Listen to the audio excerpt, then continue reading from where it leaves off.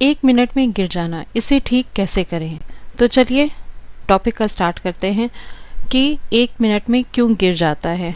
Maximum मर्दों का ये क्वेश्चन होता है कि मेरा 1 मिनट में गिर गया, निकल गया, मैं क्या करूँ, ये क्या कोई बीमारी है, किस वजह से ऐसा हो रहा है। ये सारी बातें उनके दिमाग में रहती हैं।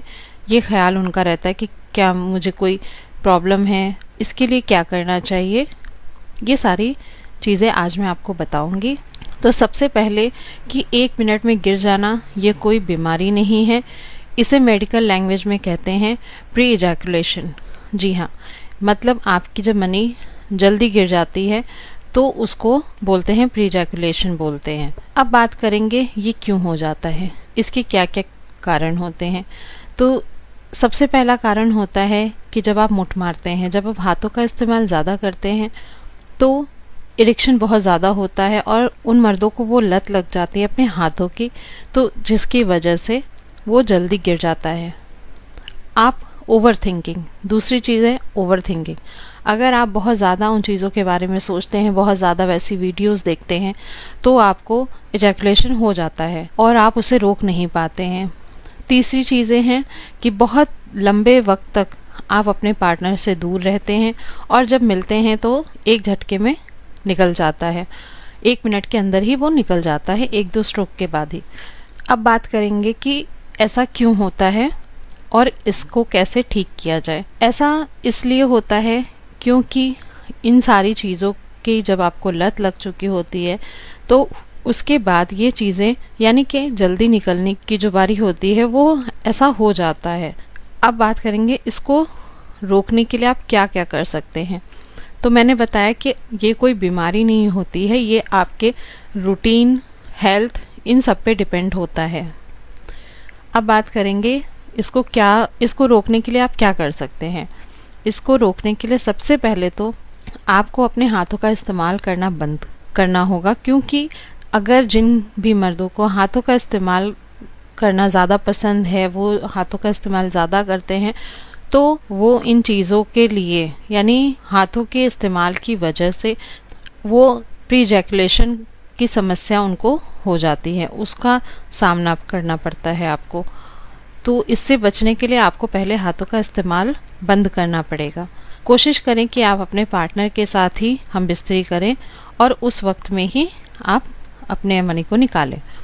दूसरी बात कि आप जब अपने पार्टनर से बहुत ज़्यादा दिनों तक दूर रहते हैं, बहुत ज़्यादा दिनों तक दूर रहने की वजह से अगर आपको प्री इजैकुलेशन होता है तो आपको उसे कंट्रोल करना होगा।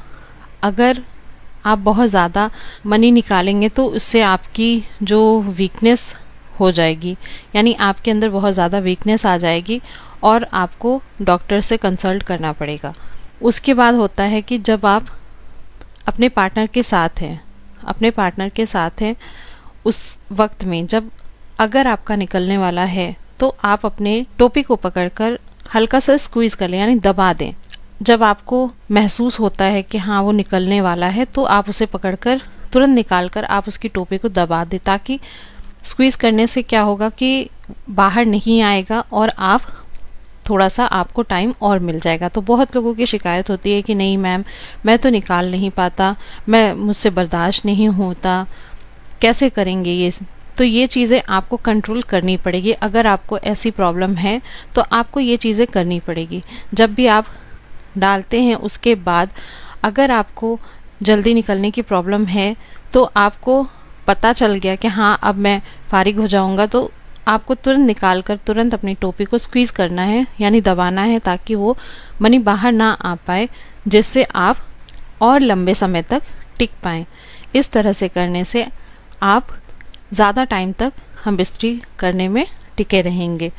और सबसे बड़ी बात कि आपको फोरप्ले करना बिल्कुल नहीं भूलना है। अगर बिना फोरप्ले किए आप बस डालना निकालना करेंगे तो जाहिर सी बात है कि आपको ज़्यादा प्रेशर लगाना पड़ेगा, क्योंकि आप उतने गर्म नहीं हुए रहेंगे, ना ही आपकी पार्टनर उतनी गर्म हुई होगी जिससे कि वो इंटरकोर्स में मज़ा आए। तो इसलिए सबसे पहले आपको ये ख्याल रखना है कि आपको फोरप्ले भरपूर अच्छे तरीके से करना है, एक दूसरे को अच्छे से शहवत दिलाना है, अराउज करना है, ताकि आप और आपका पार्टनर बिल्कुल अच्छे से गर्म हो सके और फिर इंटरकोर्स करेंगे आप, तो आप देखेंगे आपकी टाइमिंग ऑटोमेटिक बढ़ जाएगी और मज़ा दुगना हो जाएगा आपका। तो इस तरह से आप अपने प्रीमेच्योर एजैकुलेशन को रोक सकते हैं, यानी कि 1 मिनट के अंदर मनी गिरने को रोक सकते हैं। अगर इन सब चीज़ों से फ़ायदा नहीं होता है तो प्लीज़ अपने डॉक्टर से कंसल्ट ज़रूर करें, क्योंकि बहुत सारे मर्द ऐसे हैं कि वो डॉक्टर से कंसल्ट करना ही नहीं चाहते। वो सोचते हैं ये शर्म की बात है, क्या सोचेगा डॉक्टर। नहीं, आपको जो इससे रिलेटेड जो कंसल्टेड होते हैं आप उनसे कंसल्ट करें, आप उनसे बात करें, अपॉइंटमेंट लें, उनसे अपनी चीज़ों को शेयर करें, ताकि वो आपको सही तरीका बता सकें कि किस तरह से आपको इससे बचना चाहिए या क्या करना चाहिए। ये सारी चीज़ें होती हैं। रिसर्च में पाया गया है कि हमारे यहाँ जो मर्द हैं वो 10 में से 7 मर्दों को ये प्रॉब्लम होती है, लेकिन उसका कंट्रोल आप, जैसा मैंने बताया, अगर आप उस तरह से करेंगे तो आपको 100% रिजल्ट मिल जाएगा। जिनको रिजल्ट नहीं मिलता या उनके हेल्थ इश्यूज ज़्यादा हैं या उनको कोई प्रॉब्लम्स है, नींद पूरी नहीं करते, हेल्दी डाइट नहीं रखते, बाहर की चीज़ें बहुत ज़्यादा खाते हैं, लिमिटेड नहीं है, तो ये सारी चीज़ें कंट्रोल में नहीं आएगी, तो फिर आपको डॉक्टर का कंसल्ट ज़रूरी है, आपको डॉक्टर की सलाह ज़रूर लेनी चाहिए।